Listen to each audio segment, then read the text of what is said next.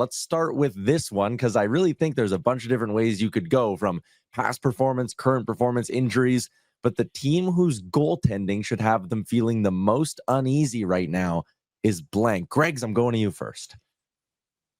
Oh, God. Just say it. Just say it. We all know what the answer is here. Yeah, well, buddy, I watched that game yesterday in St. Louis, and it was stunning to me to see how passive Connor Hellebuyck looked. Like that Robert Thomas goal, I don't know if he could have, I mean, he might as well have just backed into the net.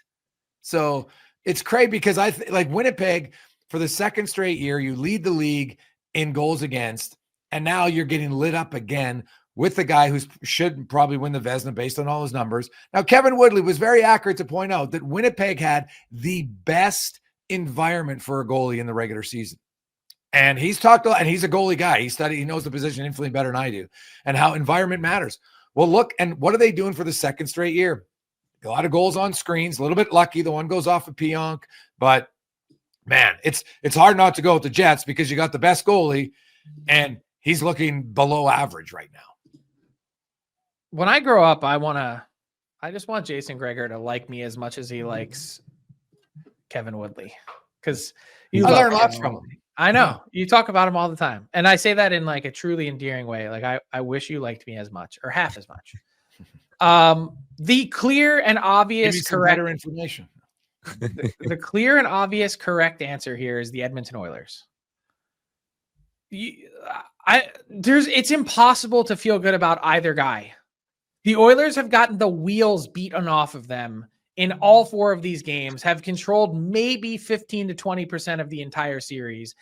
And it's because they cannot keep a puck out of their net. And you could say till we're blue in the face that it's because of the way that they defend. Fine. You are allowed to make a save. I repeat, you are allowed to make a save and bail your team out. And neither one of both guys are capable of doing it. So, but here's the thing, Frank. So you're saying that LA's outplayed them much of the series, and they've got a guy who's a Vezina Trophy winner, but he's getting lit up. So how do the guys who are below average all year, but they're still in the turn? Because hey, Pickard allowed what, 3 goals on 40 plus shots? Let's go back to what the original question was, which was, Can you repeat it, Tyler? The team goaltending should have them feeling the most uneasy is blank. Okay, so I don't care at the end of the day, like answering Connor Hellebuyck, and I know that he has an .817 save percentage. I'm taking Connor Hellebuyck before, even with his playoff numbers, before any guy in this Edmonton LA series. But here's the difference. Edmonton's team is not built on relying on their goalie to be very good. They're not built that way. Winnipeg's, one of their major foundations of their team is we got an elite goalie and we expect them to be elite. Edmonton's like, God, if we can just get average goaltending, we're happy. I'm sorry. You'll never get me to agree on this one. Who do I think has a more questionable goal? Like, who has less talented goalies? Of course, it's Edmonton. Like, there's no debate on that. But you look at the numbers and you go with like the expected goals numbers, everything. Like Kemper, Pickard, Skinner, and Hellebuyck are all right there, almost even. Hellebuyck actually has the worst. And you're like, you got two. So which ones don't belong? Number 1, number 2, Vezina. The other guys who are near the bottom, yet everybody's concerned. Because here's the reason why, Frank, I'm not concerned. Because one team has 2 guys with 9 points. And so even if Edmonton's goaltenders allow, that's not what the question is. It's not which team has better forwards. Who should feel the worst about their goaltending situation right now? The answer is unequivocally the Edmonton Oilers. Because Frank, the reason I don't feel concerned about the goaltending as much is because Edmonton can outscore their goaltending problems. That's not what the question is. But it kind of is, Frank. No, it's not. Take it either way. Yeah, because if you look and say, I'm concerned about my goaltending, but I'm not as concerned because I think we can win with average goaltending. The Jets clearly can't win with below average goaltending. That's an interesting way to take the question, though, because it's like feeling uneasy about your goaltending, Frank. You're taking it as a very look at the goalie. Okay, do I feel good about the quality of this goalie? Gregor is taking it more from okay, how do I feel about my goaltender's chances of costing me this series? And in Winnipeg, I think you sit there and go, oh shit, his save percentage is 31 points worse than the second worst goalie. All right, here, I'll frame this another way, see if this rings true. I'm going to take you to my senior summer house as an 18-year-old, okay? And we used to play this game super late at night with a warm bottle of Jose Cuervo Gold, which makes my stomach turn just thinking about it. And we would get out a cap gun and we would just like knock a few of the, caps out of the arsenal. And we would literally sit there and spin it and play Russian roulette. And if you got killed, then you had to take a shot of warm Jose Cuervo Gold. Anyway, interesting way to live a life. Nonetheless, that is exactly how I would feel today if I was Chris Knobloch having to make a decision of who to start in Game 5 between Cal Pickard and Stuart Skinner. Can I say that in any more clear and direct terms? Yeah.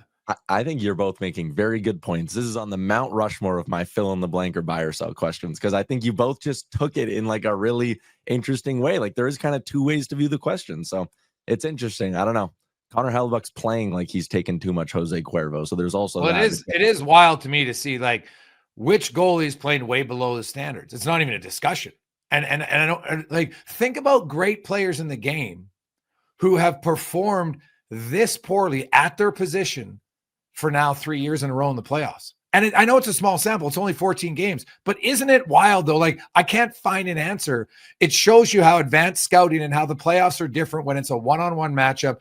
Because look, did you see the number of point shots, the difference in games 1 and 2? St. Louis in the first 2 games, I think their defense had a total of 26 shots on goal. In games 3 and 4, their defense had 50. They've completely changed where they're shooting from. And they're like, we're just going to crash the net. And Hellebuyck doesn't see the puck and it's working. Okay. Like they're shooting from distance, guys. Normally you don't want to shoot from distance. One of those games, any one of these games, Connor Hellebuyck has the ability to turn it on and get to a level that Stuart Skinner and Calvin Pickard can only dream of. Yeah. Like it is entirely possible that like he just like turns his right foot the wrong way and like it snaps him back into like, oh my God, I'm a Vezina candidate. Well, here's the difference. Vezina winner, multi-time Vezina winner, and the best goalie of my generation. Now, what's funny, Frank, though, is look at the environment. Because you'll say, oh, Edmonton's goalies are bad. Stuart Skinner didn't really allow a bad goal. He got lit up because the Oilers get the LA Kings. Hey, Adrian Kempe, 1 Mississippi, 2 Mississippi, 3. Oh, now we'll try to check you. Go look. The one game Hellebuyck played well with numbers was the game where Winnipeg gave up 4 high danger chances. That's it. 4. 3 goals on 10 shots to start the series. Then periods 2 and 3, as well as periods 4, 5, and 6. But he only faced 7 shots in those 2 periods, man. Okay, but so that is 5 periods so far out of the 12 that they've played where he's been really good. You cannot say that about Stuart Skinner or Cal Pickard so far. Whoa, how many out of the 12 periods has Hellebuyck been? 12 periods. But if you get 7 shots on goal in 2 of those periods combined, are you really good? God.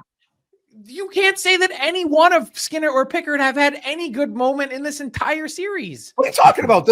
Dude, if you're going to say that the second and third period of game 1 for Winnipeg, how the hell is Calvin Pickard's third period in overtime where it doesn't allow a goal any worse than that? Come on. Any worse? He didn't let in any. That's my point. Neither did Pickard. Okay. All right. We should probably just move on to another question. We're never going to agree. My first fill in the blank question clocks in at 10 minutes and 10 seconds, boys. So maybe we'll speed it up a little bit here. What's up, hockey fans? If you enjoyed that video, then you need to be hitting the subscribe button right here at Daily Faceoff. Exclusive interviews and analysis from our hockey insider Frank Saravalli, fantasy updates from Brock Sagan, and a daily live show at noon Eastern, Monday through Friday. You don't want to miss any of the fantastic content, so hit that subscribe button.